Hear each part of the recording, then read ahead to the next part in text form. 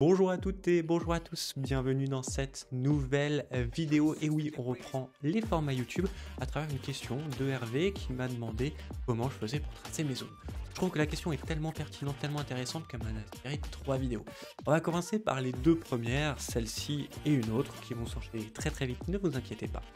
La première, on va voir les 3 règles les plus importantes.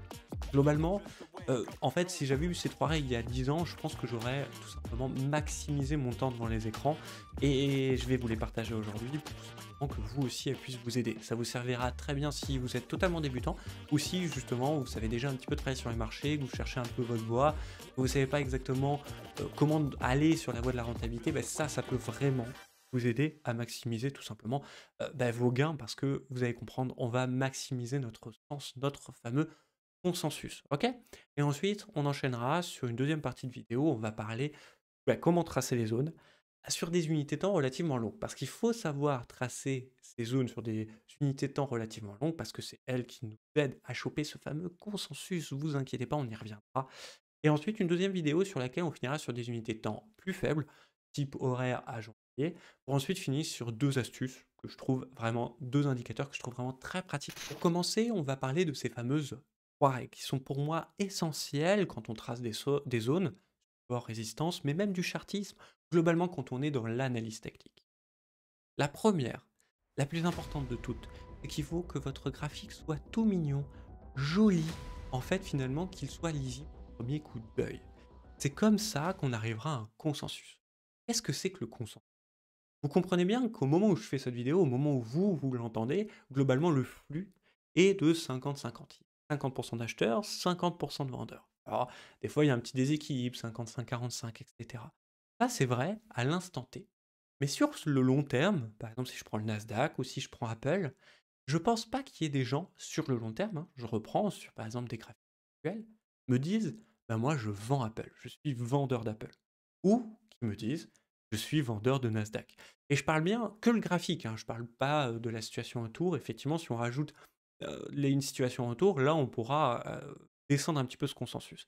Mais presque, et je suis persuadé que si en tout cas on prend 10 traders aujourd'hui, on leur donne la courbe du Nasdaq et qu'on demande juste la question en mensuel, est-ce que vous achetez ou vous vendez? Je pense qu'il y en a 8 sur 10 qui vont dire: «On achète». Les 2 autres, ils sont perdus de toute façon et justement, ils sont pas dans le consensus. Donc il y a fort à parier qu'ils se fassent, retourner, retourner, retourner. Attention, hein, je parle pas sur des unités de temps courtes. Sur des unités de temps courtes, justement, c'est difficile d'attraper ce consensus. Mais sur des unités de temps longues, non. Et on va se servir de ça, ce fameux consensus. On va essayer de maximiser nos chances en rendant nos graphiques tout mignons, tout abordable, tout lisible. Plus le graphique sera lisible, plus vous avez de chances d'être dans le consensus. Plus, bah, du coup, on va maximiser finalement nos entrées et puis tout simplement nos prises de bénéfices aussi, et donc ce que voient les gens. Plus on va être dans ce consensus, mieux ce sera. La deuxième règle que j'aime tout particulièrement, c'est la règle des 2 minutes. Deuxième règle, règle des 2 minutes. Bon, pendant que, vous apprenez une méthode pour faire des supports et résistances, par exemple la mienne, bon, vous pouvez prendre du temps, d'accord? Mais après ce laps de temps, vous prenez une montre, OK? Et vous dites: «Si je passe plus de 2 minutes à tracer mon graphique, il y a un problème». Il y a fort à parier que vous êtes en train d'envoyer des fusées dans l'espace et c'est pas ce qu'on veut, on veut faire du trading et le trading doit être simple, extrêmement simple. Plus il sera simple, plus il sera lisible, plus il sera lisible, plus vous serez dans le sens du consensus. C'est clair et net. Donc, la règle des 2 minutes. Globalement, c'est toujours une règle que j'utilise aujourd'hui. Si je vois un graphique que je connais pas et que je passe plus de 2 minutes à étudier, bah, tout simplement, j'abandonne, je recommence ou je reviens le lendemain ou quelques heures après. Il y a le temps, le marché sera là demain. Il y a aucune raison que celui-ci bouge, de façon, en tout cas fondamentale dans la nuit. La troisième règle, qui me paraît être aussi importante que les 2 autres, mais surtout importante dans les investissements en général, encore plus sur le trading, c'est quand il y a un doute, il n'y a pas de doute. C'est-à-dire que je suis sûr et certain que vous êtes déjà arrivé devant votre graphique en disant: Est-ce que je rentre en position? Est-ce que je rentre pas? Est-ce que» quand vous commencez à vous poser ce genre de questions, c'est qu'il y a un doute. Quand il y a un doute, mettez-vous toujours en faveur du risque et dites: «OK, on ne rentre pas sur le marché, je vais attendre des signaux plus forts, je vais recommencer mon analyse, pourquoi pas?» Peu importe, mais en tout cas, laissez tomber ce que vous faites et recommencez plus tard. Il y a un doute, il n'y a pas de doute. En fait, si vous voulez aller plus loin, vous ne devriez même jamais utiliser la phrase: «Si je gagne ce trade, je gagne X». Non, non, non. toujours en faveur du risque. Vous devriez utiliser la phrase: «Je rentre en position sur le marché, la seule chose que je maîtrise, c'est mon risque, je vais perdre X euros». X étant ultra précis. C'est pas: «Ouais, j'ai gagné plus ou moins 2 sur ce trade». Non, vous allez risquer 0,5 de votre capital sur ce trade, vous devez le connaître et vous devez le maîtriser. C'est pour ça que quand il y a doute, il y a pas de doute. Mettez-vous toujours en faveur du risque. Nous voici donc sur un graphique. J'ai choisi celui du NZD CAD. Alors pourquoi? C'est tout simplement parce que ça fait tellement longtemps que je ne l'ai pas tradé que je ne me rappelle plus à quoi elle peut le ressembler. Ok. Alors la première erreur, en tout cas je trouve, c'est que la plupart des gens ils disent bah prenez la courbe depuis toute sa vie, ok, et puis affichez les plus bas et les plus hauts. Genre par exemple comme ça, et puis là j'ai les plus hauts à peu près, et là j'ai les plus bas. Alors moi je suis pas d'accord avec ça pour une simple et bonne raison, c'est que on va voir, hein, entre la dernière touchette sur les plus hauts. OK? Et aujourd'hui, il s'est passé combien de temps en fait? Il se passe 2132 jours. Ça veut dire quoi ça? Ça veut dire que avant que je revienne sur ce support, qui est très important, hein, d'accord, graphiquement, il va se passer 2300 jours, donc des années, hein, finalement. Et donc au lieu de perdre du temps à faire ça, ce que je vais faire, c'est que je vais prendre une courbe déjà sur 20 ans. Franchement, moi je trouve que ça suffit, OK? Vraiment, sur 20 ans. Je dis pas qu'on peut pas aller voir un petit peu plus tard, mais bon, déjà sur 20 ans, je pense qu'on peut déjà en déduire tellement d'opportunités, de derniers plus bas, de derniers plus hauts, de zones qui sont susceptibles de réagir, que au pire du pire, dans 2000 jours, si on se retrouve par exemple sur les 0,94, ben, on va dézoomer pour voir qu'on est sur un support encore plus gros que mensuel, etc. Donc en gros, c'est ça que je cherche sur le graphique. Ensuite, la première chose à retenir, c'est que je pars toujours sur des unités de temps supérieures, type mensuel, puis ensuite je vais passer en hebdomadaire, puis ensuite en journalier, etc. Ok? Ne vous inquiétez pas, on va y revenir. Et la première chose que je vais regarder en mensuel, c'est s'il y a quelque chose qui m'attire l'œil. Alors là, par exemple, moi ce qui m'attire l'œil, c'est que je vois qu'ici on est globalement plat, d'accord? 2014-2016, et qu'après 2016, on est dans un canot baissier. Donc je dirais que depuis 2016, le consensus est baissier. Je vais essayer de le matérialiser et de rendre ça joli. Donc je vais prendre ma petite go droite là, je vais utiliser l'onglet aimant avec TradingView, et je vais tracer tout simplement une courbe en haut. Là, je le vois bien le canal. Ce que je vais faire, c'est que je vais grossir ça et lui donner une couleur genre violet. Moi, j'aime bien le violet pour les unités de temps mensuelles. Le but du jeu, c'est que ça vous saute à l'œil, hein, je vous rappelle. Et ensuite, je vois si j'ai pas un canal baissier. Canal baissier, je fais CTRL-C, CTRL-V, donc je clique et je vois si, oula, pardon, je vois si je peux pas faire passer ma courbe par plein de points. Donc là, je vois, j'en ai un, 2, 3. Est-ce que je peux pas la faire un peu plus belle? Je vais essayer, hein. Ah ouais, pas mal. Je peux même essayer de reprendre. Ah bah voilà. Bon bah écoutez, parfait, consensus. Il faut apprendre à compter, hein, quand on fait des supports et des résistances. Le but du jeu, c'est que à partir de deux touchettes, on est sur un support et résistance, sur un canal, sur un triangle, tout ce que vous voulez. Ok? Donc là, on a un point, on a deux points. En bas, on a un point, deux points, trois points. J'ai un canal de validé. A priori, là, je pourrais tout de suite m'arrêter, hein. C'est-à-dire que je pourrais dire, bah, j'ai un canal, bon, bah, je vais acheter plutôt haut, 0,88 pour revendre. Pourquoi pour revendre? Bah, tout simplement parce qu'on est dans le sens du consensus. Tout le monde est d'accord pour dire que depuis 2017, le flux du NZD-CAD est baissier. Celui qui me dit il est haussier, bah, il a fumé, hein, c'est tout. Voilà, c'est baissier, c'est tout. Je peux rien. J'interdis pas d'acheter. On peut acheter en bas, par exemple. Ok? Mais je dis juste que le flux est baissier. Donc, se mettre dans le sens du flux, dans le sens du consensus, c'est toujours mieux que de se mettre à contre-tendance, en tout cas sur des unités de temps relativement grandes. Donc, a priori, je pourrais m'arrêter. Bon, je vais quand même forcer le truc et je vais voir s'il n'y a pas d'autres choses qui me sautent sur les 20 dernières années. Alors moi, j'aime bien ces deux petits tops et je vais voir s'ils réagissent. Pour ça, j'utilise l'outil rayon que j'aime tout particulièrement. Pareil, l'aimant. Et je vais le mettre tout simplement sur les deux plus hauts et voir si ça réagit. Alors, fondamentalement, là, tout de suite, maintenant, ce que je vois, c'est que ça réagit pas au point près. J'ai ici un petit point là qui réagit bien, mais ici ça l'a cassé, ici ça l'a cassé, ici ça part rebondir dessus, ici ça l'a cassé. Bon, bah en fait, voilà, quand il y a un doute, il n'y a pas de doute, c'est moche, je vire. Est-ce que je pourrais pas trouver quelque chose de mieux? Donc je vais zoomer, voir un petit peu. Je vois qu'ici, éventuellement, j'aurai quelque chose. Et surtout, bah oui, ah, là j'ai quelque chose, ok? Ah ouais, ah bah c'est bon, ok. Ça me fait trop rire. Vous voyez, globalement, ici, je viens de tracer quelque chose. J'ai un point, 2 points. Allez, ici, ça l'a cassé. J'ai déjà 2 points. Donc là, ça me fait déjà en bas une zone qui serait susceptible de réagir. Ici, j'ai un point, peut-être un deuxième. 3e, 4e, 5e, 6e, 7e, 8e et là, on est en train de réagir. OK, bon, bah, c'est bon, je m'arrête là, j'ai ma zone. J'ai utilisé que 2 rayons. Pourquoi? Bah, parce que j'ai pas eu besoin d'en tracer plus. J'aurais pu, pour vous entraîner, vous pouvez essayer de tracer tous les plus bas, hein, mais vous voyez que globalement, on tombe d'accord. Le seul truc, c'est que j'aime bien matérialiser les zones basses et hautes. Ensuite, je rajoute, bah, tout simplement, hop, un, une zone, bah, enfin voilà, là c'est un rectangle, d'accord? Pareil que je vais mettre bien vert et à la limite, ce que vous pouvez faire, c'est rajouter des petites indications, des zones de texte.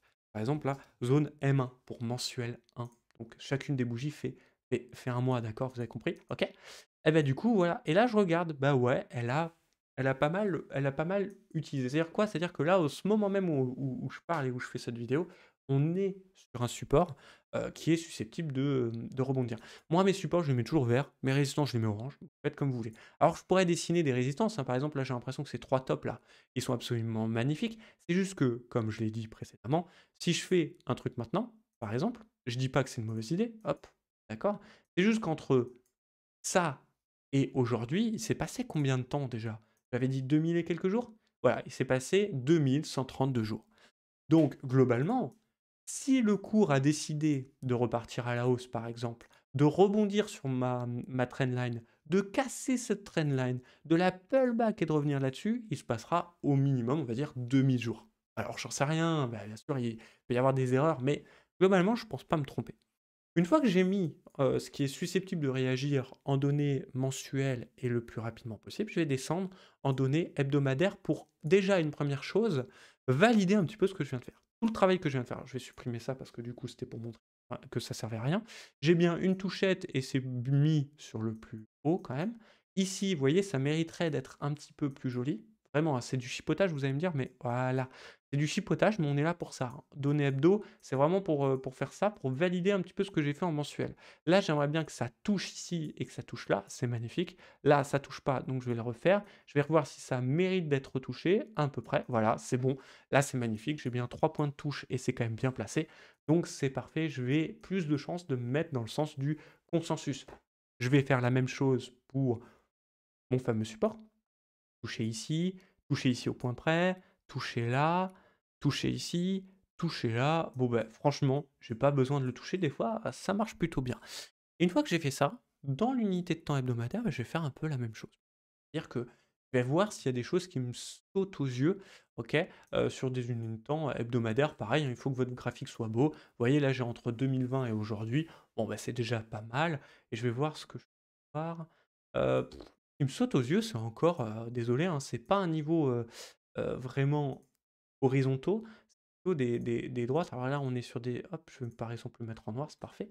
On est sur des unités de temps hebdo, mais je vois que, bah, il y a en tout cas une trendline en haut. Je vais voir si ça valide en canal. Franchement, j'ai pas envie de canal. Vous savez pourquoi j'ai pas envie de dessiner un canal? En fait, j'ai pas envie de dessiner un canal, baissier en tout cas en bas, et juste garder ma trendline pour une seule et bonne raison, c'est qu'on est sur une zone actuelle et que forcément un niveau horizontal est forcément plus fort qu'un niveau qu'une trendline, qu'un canal, ça c'est toujours le cas, ok? Et en plus de ça, ici c'est en M1, alors que là j'étais en train de dessiner quelque chose en hebdomadaire. Et forcément, quelque chose de mensuel est forcément plus fort que quelque chose hebdomadaire. Donc là, je tracerais quelque chose d'un peu bancal. Finalement, ça me suffit de savoir que je suis sur un support qui est susceptible de réagir à la hausse. Pareil, je pourrais m'arrêter là, je pourrais me dire, bah, franchement, ici, je suis plutôt dans une zone d'achat tant que j'ai pas clôturé hebdo ou mensuel en dessous des 0,83, donc du bas de ma zone, et me dire, ok, je suis susceptible de réagir, c'est susceptible de rebondir, je peux peut-être rebondir plusieurs fois, j'en sais rien, hein, peut-être faire un pullback avant de repartir sur des niveaux plus intéressants. Et arriver sur 0,88, je vous rappelle, c'est mon consensus pour me dire, à partir de ce niveau-là, de toute façon, je vais chercher des ventes pour justement me ramener dans un premier temps sur mon support, qui sera peut-être un jour cassé, et là, ça sera le jackpot sur du swing. Ok, très bien. Voilà, bah après tout, j'ai mon plan, hein. Ok. À partir de là, vous pouvez vous arrêter. Vous avez tracé des zones de suffisamment longue envergure pour voir que ça fonctionne. Et ça, c'est déjà très bien. Vous pouvez vous arrêter là. Il y a quand même une unité de temps un petit peu intermédiaire, c'est l'unité de temps journalière. Pour moi, sur du swing, vous pouvez rester en mensuel et en hebdomadaire. Des investissements, vous pouvez rester en mensuel et en hebdomadaire et vous pouvez rajouter quelque chose, c'est la donnée journalière pour les bah, encore une fois, valider, vos courbes. Alors attendez, c'est que je vais valider là, hein, c'est juste voilà. Valider vos courbes comme quand vous êtes passé du mensuel à l'hebdomadaire, vous avez validé, bah, là, c'est exactement pareil. Si je fais ça, j'ai que 2 points d'appui, moi j'envoie un troisième. Ce que je vais faire, c'est que je vais la descendre, voilà. Là, j'ai 1 point, 2 points, 3 points, 4 points, peut-être même un cinquième. Ça me suffit. Ça va m Alors vous allez me dire: «Bah, ouais, mais c'est rien». Ouais, mais c'est pas grave, parce qu'il y a plus de chances qu'il y ait des gens qui aient vu ce trendline toucher en multipoint, d'accord? Et donc ça va juste me permettre de maximiser mes prises de bénéfices, OK? La deuxième chose pour laquelle vous pouvez vous dire: «Tiens, la donnée de temps journalière peut m'aider», c'est pour finalement maximiser nos entrées. C'est-à-dire que si vous utilisez une méthode, une stratégie de trading, bah, vous pouvez par exemple la mettre tout simplement, enfin la jouer ici et maintenant sur, des unités de temps journalières, alors que votre plan est en hebdo et en mensuel. Ça vous permet éventuellement de rentrer un petit peu plus fort et un petit peu plus vite sur ces unités de temps-là. Et voilà, vous avez vos entrées pour tout ce qui est investissement et même swing trading. Là, ça marche très, très fort. Voilà, en sachant que dans un premier temps, vous avez compris, là, c'était pas pour vous faire un plan. Si ça peut vous inspirer, tant mieux, moi je suis heureux. Mais en fait, c'est plus pour vous montrer un petit peu ce qui est fait, en termes d'analyse propre, car je ne connais pas les fondamentaux du NZD et du CAD. Pour conclure cette première vidéo, vous avez compris que je vais utiliser les unités de temps toujours mensuelles, vraiment c'est les plus importantes pour en déduire le consensus. Je vois que le NZD CAD, il est baissier depuis 2016, 2014, bah, il y a aucune raison que ça change. Graphiquement, ça se voit en tout cas. Donc dans ces cas, vaut mieux travailler dans ce consensus. Là, on a un canal, eh ben, on va exploiter ce canal. En plus de ça, je vois une petite zone de résistance, de support. Je peux en déduire des plans un petit peu plus swing, moins d'investissement. Parce que les 0,88, je ne sais pas quand est-ce qu'ils seront retouchés sur la LZD CAD. Peut-être même vraiment dans très longtemps. On a vu qu'à peu près, il me fallait 2100 jours pour y arriver. Est-ce que je ne peux pas travailler autre chose? Je vois qu'il y a un support. À l'approche d'un support, je ne le vends pas. Par contre, je peux le racheter et en tout cas voir s'il y a des rebonds un petit peu plus swing sur, cette fois-ci sur un plan hebdomadaire, voire optimisé en données de temps journalières. Mais ça me suffit largement. Je vais tout de suite passer sur la deuxième vidéo, je vous mets le lien en commentaire ou en fin de cette vidéo, n'hésitez pas à cliquer. Si cette vidéo vous a plu, je vous fais pas la chanson de l'algorithme, mais ça serait super que vous mettiez un petit like, un petit commentaire, un bonjour, n'importe quoi pour nous remonter dans l'algorithme et favoriser que cette vidéo soit vue par le plus grand nombre et forcément, ça fera notre joie. Allez, sur ce, prenez soin de vous et de votre capital, on se retrouve rapidement pour une nouvelle vidéo.